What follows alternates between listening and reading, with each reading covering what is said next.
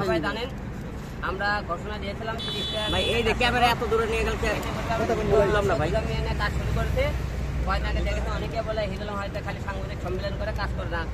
আমরা কিছুদিন আগে আপনার কয়েকদিন আগে দেখেছেন যে 300 ফিট আমরা শুট করেছিলাম, সে 4টে মেয়ে ছিল। আজকে ওরা আমাদের সাথে 4টে মেয়ে আছে। আমরা সম্পূর্ণ আপনি আর আগেও একদিন 4টে মেয়ে শুট করে মোট 14টা মেয়ে আপনাদের সামনে প্রেজেন্ট করেছিলাম। এই 14টা মেয়ে নিয়ে আমরা আপাতত শুটিং করতেছি। আমরা 16টা এই মাসের মধ্যে আপনার সামনে প্রেজেন্ট করার মোট 30টা মেয়ে।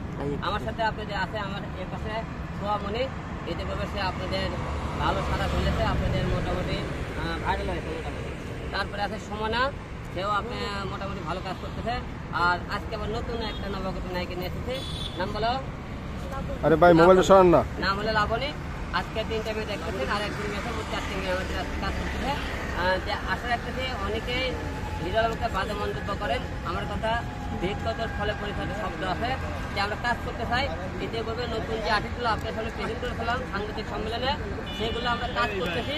সামনে আমরা তাদের নিয়ে ওয়েবসাইট, মিউজিক ভিডিও এবং সিনেমা পর্যন্ত টার্গেট আছে। এদের মধ্যে কে কত ভালো কাজ করতে পারে, আমরা এদের নিয়ে সামনে আরও ভালো কিছু কাজ করতে চাই।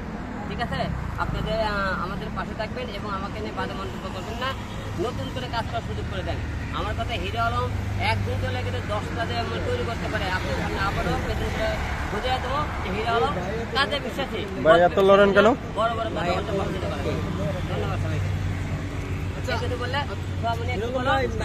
সিলেক্ট করবেন সিনেমার জন্য 30 জনের মধ্যে দিয়ে 30 জনের মধ্যে যারা ভালো কাজ করবে, যাদেরকে আমরা লোক ভালো, তাদের আপনার আর্ট ভালো, তাদেরকে আমরা সিলেক্ট করবো। তাদের সিনেমা কাদেরকে না আপনার সামনে নেওয়া হবে। আর সংক্ষেপে তোমার পয়সাতে তুমি একটা বলো। জোরে বলেন। এইটা কার হাত ভাই?